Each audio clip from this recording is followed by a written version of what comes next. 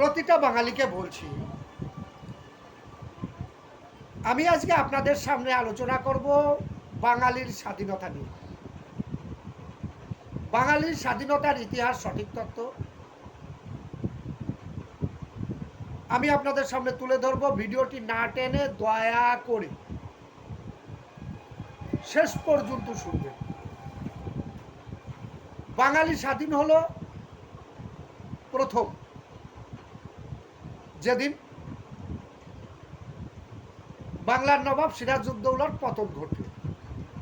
বাঙালি ঘটা করে আনন্দ করেছিল, যারা মীর জাফরকে সাপোর্ট করেছিল বিশাল আনন্দ উৎসব করেছিল। আমি না, ইতিহাসে নয়, সেটা আলোচনা করতে চাই না।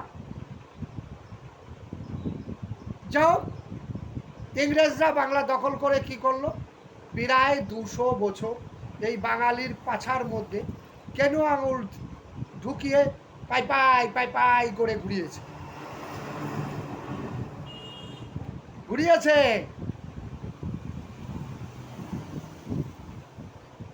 আবার বাংলা স্বাধীন হলো 1947 সালে। 1947 সালে বাঙালি স্বাধীন হলো। বাঙালির নামগন্ধ বলতে থাকলো পশ্চিম বাংলা, আর একটা তো বাংলাদেশ যেটা এখন, সেটা হয়ে গেল পাকিস্তান। তখন এই পাকিস্তানের মানুষগুলো বিশাল আনন্দ করতে শুরু করলো। সে কি আনন্দ! কেন? আমরা পাকিস্তান অর্থাৎ পবিত্র স্থান হয়ে গেছি। দেখা গেল কি, দীর্ঘ 20 বছর ধরে, প্রায় 20 বছর, তারও বেশি, পাকিস্তানের খান সেনারা অর্থাৎ পূর্ব পাকিস্তানের কে পশ্চিম পাকিস্তানের লোক পাছার মধ্যে এই আঙুল দিয়ে গুড়গুড় গুড়গুড় করে ঘুরিয়েছে। সেই ইতিহাস আপনারা পড়েছেন। এবার ওই পবিত্র স্থান থেকে বাংলাদেশ আবার স্বাধীন হলো 71 সাল। 71 সালে পাকিস্তান আর থাকলো না, হয়ে গেল বাংলাদেশ। সে লড়াইয়ের ইতিহাস সবাই জানে। ক্ষমতায় আসলেন বঙ্গবন্ধু শেখ মুজিবুর রহমান। কিছুদিন পরে ক্ষমতা লোভী এই জাতি, এই মীর জাফর, আমরা তো মীর জাফর, আমরা সবাই মীর জাফর, ক্ষমতা লোভী, সপরিবারে তাকে খতম করা হল। বেঁচে থাকলো 2 মেয়ে, যে কোনো কারণে হোক, সেটা সব বাঙালি জানে। ক্ষমতায় আসলেন জিয়াউর রহমান। তিনি দীর্ঘদিন চালালেন, আমাদের ভালো লাগলো না, আমরা তাকেও খতম করে দিলাম। ক্ষমতা লোভী, আমরা মীর জাফরের বংশধর। রাগ করবেন না, আমি বলছি রাগ করবেন। আপনি মন দিয়ে সঠিকভাবে বুঝবেন, আমি সংক্ষেপে আপনাদের তুলে ধরছি। তারপরে ক্ষমতায় এসেছিল, একদিন ছিল এক ভদ্রলোক আব্দুল সাত্তার। একদিন থেকে তানার সামনে যখন চাল চুরি হয়ে গেল, তিনি পদত্যাগ করলেন, আসলেন হোসেন মোহাম্মদ ইরশাদ। তিনি দীর্ঘদিন করলেন, করার পরে আসলেন খালেদা জিয়া। খালেদা জিয়ার পরে শেখ হাসিনা। শেখ হাসিনা যখন ক্ষমতায় এলো, দীর্ঘদিন ধরে সে কি করলো, তার বাবার হত্যাকারীদের বিচার করলেন। প্রচুর লোক বাংলাদেশে মারা গেছে, র্যাব বাহিনী মেরেছে, ফাঁসি দিয়ে মারা হয়েছে, ভোটের নামে প্রহসন হয়েছে। যাও, তাকে গদিচ্যুত করে বাংলাদেশ আবার স্বাধীন হবে। এই যে এখনো স্বাধীনতার আনন্দ চলছে, লুট তরাজ, নিজেদের সংসদ ভবন লুট করার, যেটা জাতির মেরুদণ্ড বলা হয়। আবার আপনারা ক্ষমতায় বসিয়েছেন কাকে?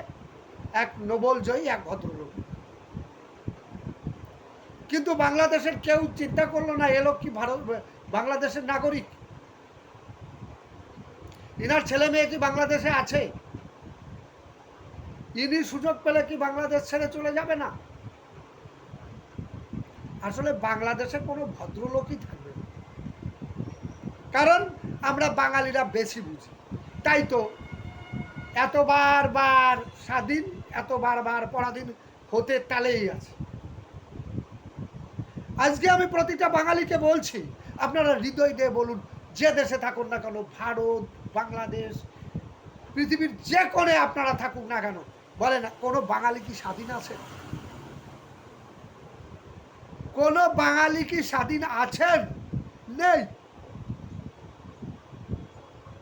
পৃথিবীর কোথাও বাঙালি স্বাধীন নেই, আর বাঙালি কোনোদিন স্বাধীন হবে বলে আমার মনে হয়।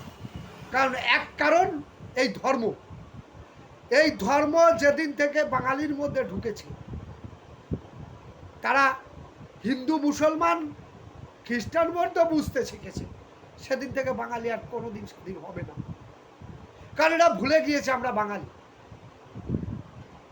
আমরা বাংলা ভাষায় কথা বলি, আমরা বঙ্গোপসাগরের তীরে বসবাস করি, আমরা এক ভাষায় কথা বলি।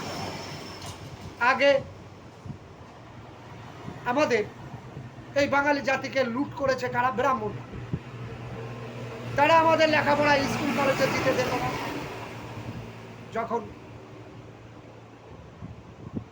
বাংলা মুসলমানরা জয় করেছে কাতারে কাতারে হিন্দু বাঙালি হয়ে গেছে। হিন্দু কি হয়েছে? মুসলমান।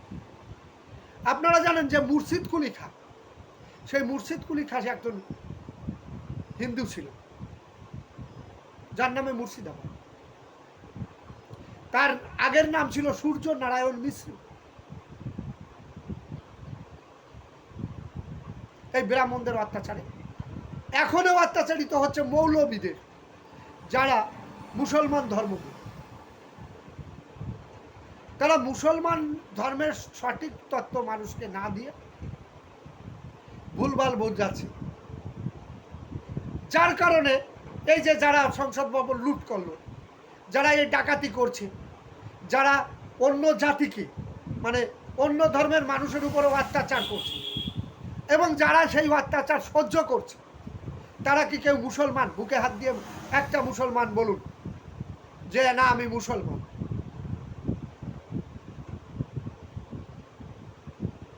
বাঙালি পরাধীন আছে, ছিল, থাকবে। সবাইকে স্বতন্ত্র হওয়ার জন্য, বোঝার জন্য অনুরোধ করে আমি আজকের মতো শেষ করলাম। ভালো লাগলে ভিডিওটি লাইক করুন, শেয়ার করুন, এবং ইউটিউব চ্যানেলটি দেখে থাকলে আপনারা সাবস্ক্রাইব করুন।